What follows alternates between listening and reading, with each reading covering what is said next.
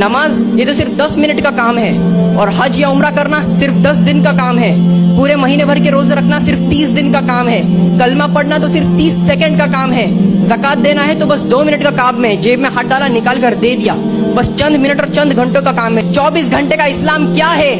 24 گھنٹے کا اسلام ہمارا اخلاق ہے، ہمارا کردار ہے، ہمارا ادب اور جھکاؤ ہے، ہمارا رسپیکٹ دینے کا طریقہ ہے، اور ہمارا کردار ہی یہ دلیل دیتا ہے کہ ہم ایک سچے اور ویل ایجوکیٹڈ مسلمان ہیں۔ بھلے ہی آپ اپنی لائف میں آگے بڑھ جاؤ، پیسہ، دولت، شہرت آپ لوگوں کی لائف میں سب کچھ مل جائے، لیکن اگر آپ کا کیریکٹر صحیح نہیں ہے، اگر آپ کا اخلاق صحیح نہیں ہے، تو اللہ کی نظر میں آپ پورے اس دنیا کے لیے سب سے بڑے غریب انسان ہیں۔ اسی جگہ اگر کوئی ایک غریب گھرانے کا بے سہارا بیچارہ انسان ہے جس کے پاس پیسہ تو نہیں ہے لیکن اس کا کیریکٹر، اس کا کردار اول درجے پر ہے، ٹاپ لیول پر ہے، تو وہ اس دنیا کا سب سے بڑا امیر انسان ہے، سب سے بڑا مالدار انسان ہے، کیونکہ وہ لوگوں سے بدلے میں پیسے نہیں کماتا، وہ عزت دے کر عزت کماتا ہے لوگوں سے۔